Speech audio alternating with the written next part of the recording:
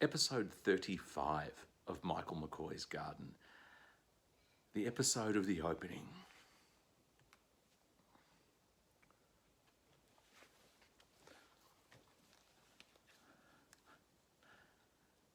Today this garden is open to the public through the Australian Open Garden Scheme. I'd love to be able to block off any view of the woodland garden, which was supposed to be carpeted in sumptuous foliages, but instead looks sparsely dotted with insignificant seedlings. The front garden is a garish blaze of colour. It makes you smile, which has to be one of the greatest things any bit of planting can do for you. The gravel garden is at its peak and is everything I wanted it to be, intensely textural and dramatically bulky. The amoeboid mass created by the frothing and foaming of diverse forms makes you want to investigate every nook and cranny thoroughly, in case you miss something. It's satisfying on every level, either looking at the picture in its entirety or focusing on small cameos and combinations, or studying single plants, which most visitors tend to do. The orange border which leads down to my office is also entirely satisfying. The new lawn, the established trees and the jam-packed border itself give a feeling of sumptuous, engulfing green. The vegetable garden is sweet enough, but doesn't create any feelings at all for me. It isn't big enough to provide that lovely feeling of wealth and well-being that I get from a really big vegetable garden or a decent stack of firewood. It's just tidy rows of lettuces and tomatoes, which are always attractive in their way.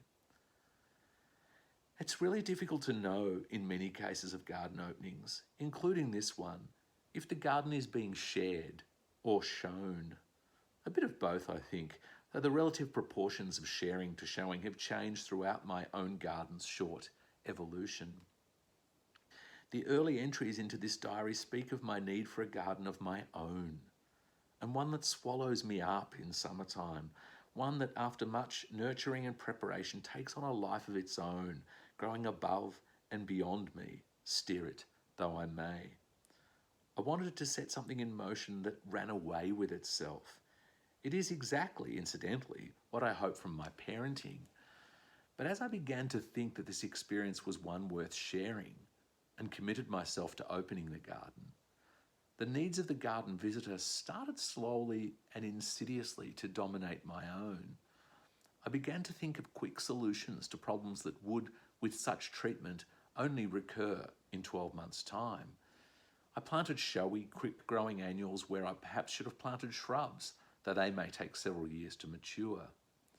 I began to look at the garden through the eyes of those seeing it for the first time, removing all the emotional associations of plants given as gifts, those that almost died, then recovered, those that I've grown from seed collected from all sorts of strange places, like the fire heap at Great Dixter, and those that I've begged from other gardeners. I analysed it as if unaware of all the experiences that have brought me to this point, all the garden prejudices, my many horticultural strengths and outrageous weaknesses, my family's needs and my own personal needs from my living spaces. I began to look at it and think of it at times in a narrow, one-dimensional way, as if it was nothing more than a visual experience. The farmer philosopher David Grayson wrote earlier last century about how sight, above all other senses, ran away with the full inheritance. It ran away with mine. It's a really curious thing, that idea of a garden being shown or being shared, and how hard it is to kind of stay pure about pleasing yourself, which is really the only way you can ever please anyone with your garden, is to make it so entirely your own and so entirely expressive of you and of your character that when visitors come, that's kind of what they're seeing. So I loved the fact that it gave me a deadline, this opening, but right at this point I remember kind of thinking, have I compromised myself? Have I compromised the garden as a consequence? Clearly I must have written this in the morning of the opening, because I don't actually talk about the opening at all. I'd forgotten that. And then the next entry is when it's all over. So join me tomorrow to hear about that.